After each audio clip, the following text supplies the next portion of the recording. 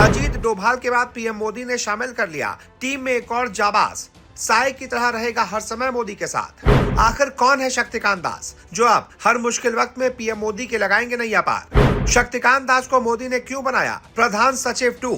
RBI के पूर्व governor को पीएमओ में क्या जिम्मेदारी मिलेगी? उधर सिर्फ कोरी हवाबाजी करता रह गया पूरा विपक्ष, इधर मोदी ने पर्दे के पीछे से कर दिया बड़ा खेल। जी, इस वक्त पूरी दिल्ली के साथ देश में भी एक ही चर्चा है कि आखिरकार शक्तिकांत दास हैं कौन, उनका अनुभव क्या है, रिजर्व बैंक ऑफ इंडिया के गवर्नर रहते हुए उनके कौन से फैसलों ने आर्थिक स्तर पर भारत का परिदृश्य बदलने का काम किया, उन्हें प्रधानमंत्री मोदी ने अपना प्रधान सचिव क्यों नियुक्त किया है और अब उनकी क्या जिम्मेदारियां होंगी।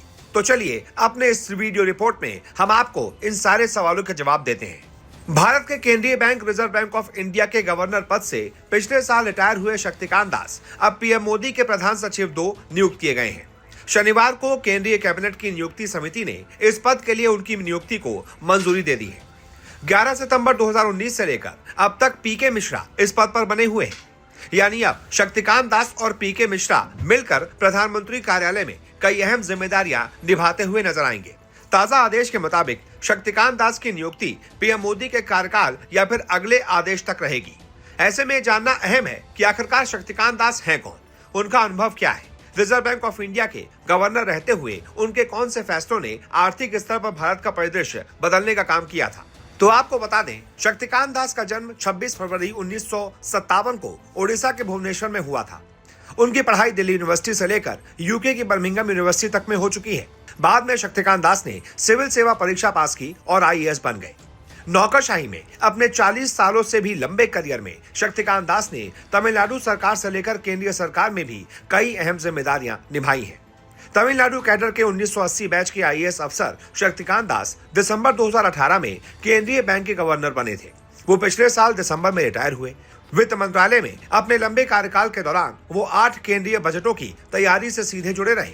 कोरोना काल में देश की अर्थव्यवस्था को स्थिर बनाए रखने के बाद रूस यूक्रेन संघर्ष के दौरान भी दास ने आरबीआई का नेतृत्व करते हुए मौद्रिक नीति को लेकर कई बड़े फैसले लिए, जिनके चलते भारत की अर्थव्यवस्था बेहतर स्थिति में रही। आरबीआई गवर्नर के तौर पर अपनी इन्हीं उपलब्धियों के चलते अमेरिकी मैगजीन ग्लोबल फाइनेंस ने शक्तिकांत दास को 3 बार दुनिया का सर्वश्रेष्ठ केंद्रीय बैंकर चुना था। इनमें से 2 बार उन्हें यह सम्मान लगातार मिला। 2024 के global finance central banker report cards में उन्हें A+ रेटिंग दी गई थी। नवंबर 2016 में जब सरकार ने अचानक 500 और 1000 के करेंसी नोटों को बंद किया था, तब शक्तिकांत दास आर्थिक मामलों के सचिव थे। ऐसे में नोटबंदी की पूरी प्रक्रिया के दौरान उन्होंने बहुत अहम भूमिका निभाई थी। उस समय सरकार ने इस कदम को काले धन, भ्रष्टाचार और आतंकवाद के वित्त पोषण पर अंकुश लगाने के उद्देश्य से उसे ठहराया था। लेकिन कई लोगों ने आम आदमी को होने वाली परेशानी के लिए इस फैसले की आलोचना की थी। हालांकि दास ने इस फैसले का बचाव किया और धीरे धीरे हालात सामान्य करने का अभियान जारी रखा।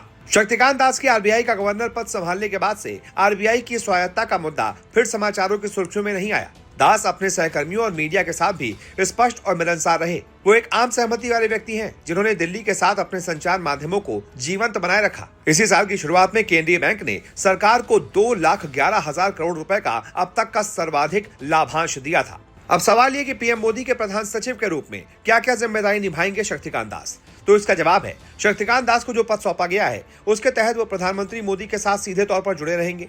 ये पद पीएम के निजी सचिव की तरह होता है, यानी शक्तिकांत दास अब पीके मिश्रा के साथ प्रधानमंत्री कार्यालय में प्रबंधन के लिए जिम्मेदार होंगे।